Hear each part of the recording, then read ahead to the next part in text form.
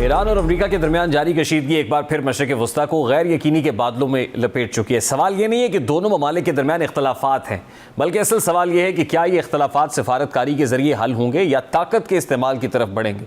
जैसे कि ईरान का जौहरी प्रोग्राम एक दहाई से ज़ायद अरसे से आलमी सियासत का मरकज़ बना हुआ है। 2015 में होने वाला जौहरी माहिदा, जिसे बाज़ाब्ता तौर पर जॉइंट जो कॉम्प्रिहेंसिव प्लान ऑफ एक्शन कहा जाता है, इस उम्मीद के साथ तय पाया था कि ईरान के एटमी प्रोग्राम को महदूद करके खित्ते में इस्तेहकाम पैदा किया जाएगा। लेकिन 2018 में अमरीकी सदर ट्रंप ने अमरीका को इस माहिदे से एकतरफा तौर पर अलहदा किया, जिसके बाद पाबंदियों और दबाव की एक नई लहर शुरू हुई और आज अमरीका और ईरान के दरमियान बढ़ती कशीदगी इसी फैसले का तसलसल दिखाई देती है। यही वजह है कि अब डोनाल्ड ट्रंप अपने हर बयान में ये कह रहे हैं कि ईरान को एटमी हथियार रखने की इजाज़त नहीं दी जाएगी और माहिदा ना करने की सूरत में इसको बुरे नताइज का सामना करना पड़ेगा। गुज़श्ता रोज़ बोर्ड ऑफ पीस में खिताब करते हुए डोनाल्ड ट्रंप ने इन ख्यालात का एक बार फिर इजहार किया। दरअसल अमेरिका की बुनियादी ख्वाहिश है कि ईरान न सिर्फ अपने जौहरी प्रोग्राम को सख्त बैनुल अक़वामी निगरानी में दे, बल्कि बैलिस्टिक मिसाइल प्रोग्राम और खित्ते में अपने इत्तेहादी नेटवर्क्स जैसे कि लबनान, इराक और यमन में असर रसूख को भी महदूद करे। अमेरिका के नज़दीक ईरान का जौहरी प्रोग्राम महज तवानाई तक महदूद नहीं, बल्कि इसमें अस्करी पहलू भी मौजूद है जिसे रोका जाना ज़रूरी है। दूसरी जानिब ईरान की तरजीह कुछ मुख्तलिफ है। ईरान का मौक़िफ़ यह है कि उसे पुरअमन जौहरी तवानाई के हुसूल का हक़ हासिल है। ईरान चाहता है कि अमेरिका पहले आयद करदा इक़्तिसादी पाबंदियाँ ख़त्म करे, उसकी तेल की बरामदात बहाल हों और उसे आलमी मालियाती निज़ाम तक मुकम्मल रसाई भी दी जाए।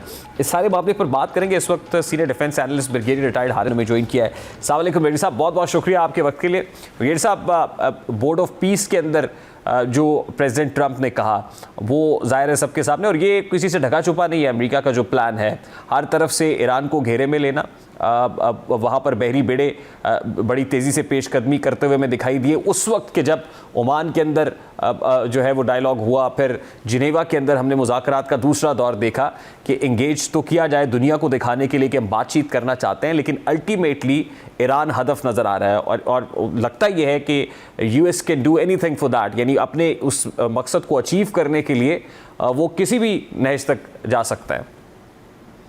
देखें, बात यह है कि बिल्कुल जो इरादे ये अमेरिका के बड़े ख़तरनाक हैं और इट इज़ वेरी अनफेयर कि आप एक मिलिट्री पावर हैं, आप एक सुपर पावर हैं और आप एक सॉवरेन मुल्क को सिर्फ इसलिए कोर्स कर रहे हैं, ब्लैकमेल कर रहे हैं, प्रेशर डाल रहे हैं कि आप जो चाहें कर सकते हैं, और वो भी ख़ास तौर पे इसलिए कि इजराइल यही चाहता है।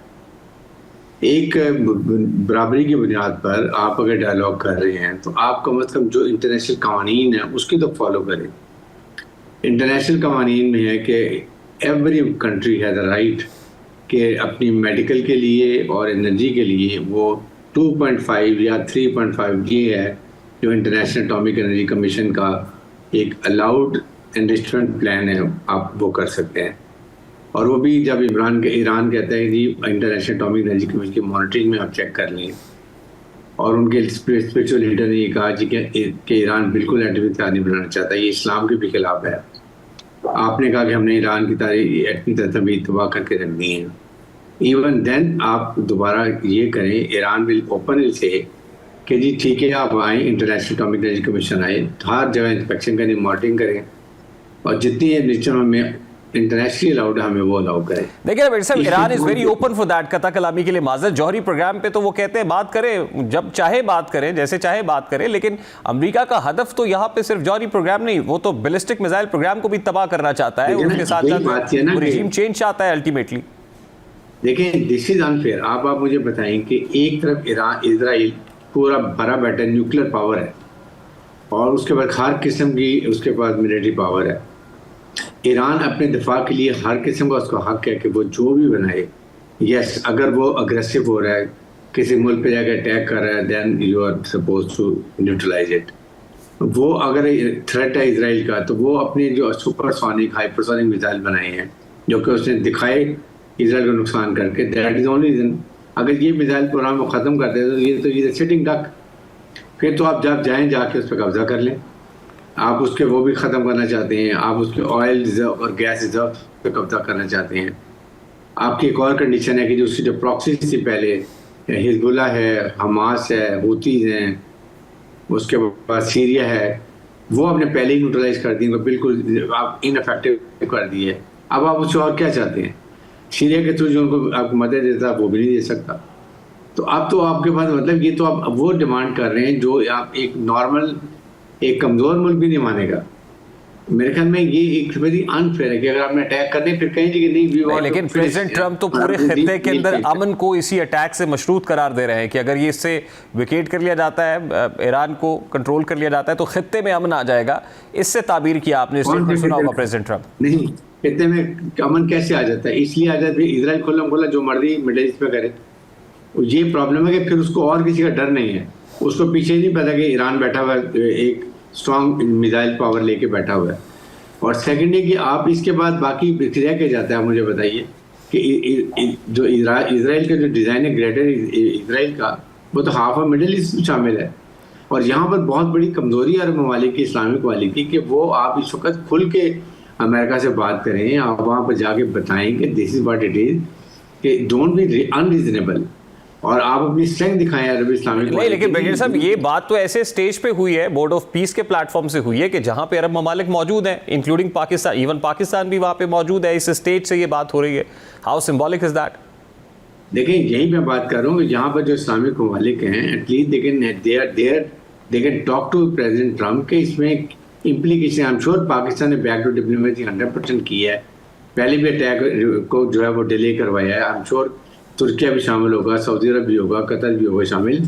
दे हैव टू टेल कि आप बताइए, हम दोबारा ईरान से बात करते हैं, जो आपकी मिनिमम रिक्वायरमेंट है। अगर आप एनरिच्ड यूरेनियम की है तो हो सकता है वो चले, ईरान मान लीजिए कि मैं बिल्कुल नहीं एनरिचमेंट नहीं करता, ठीक है, वो भी आप कर लें। लेकिन अगर आप मिसाइल प्रोग्राम खत्म कर देंगे तो ईरान तो बिल्कुल टिकलेस रह जाएगा। फिर उसके बाद क्या रह गया? अब तो इसराइल आके, आपको पता है इसराइल ने इसको ईरान को फारिग करना है, उसके बाद वो मिडिल ईस्ट के दूसरे मुल्कों पर चढ़ाई करेगा। ये गलत फहमी अरब ममालिक की, अगर खामोश बैठे हुए हैं कि जी हमारी बारी नहीं आएगी, सबकी बारी आएगी। अभी कतर को उन्होंने एक निशाना बना के दिखा दिया था कि जी दे कैन कम, निगोशिएशन भी वो करवा रहा था, मीडिएट भी करवा रहा था, और उसी पर अटैक भी कर दिया था।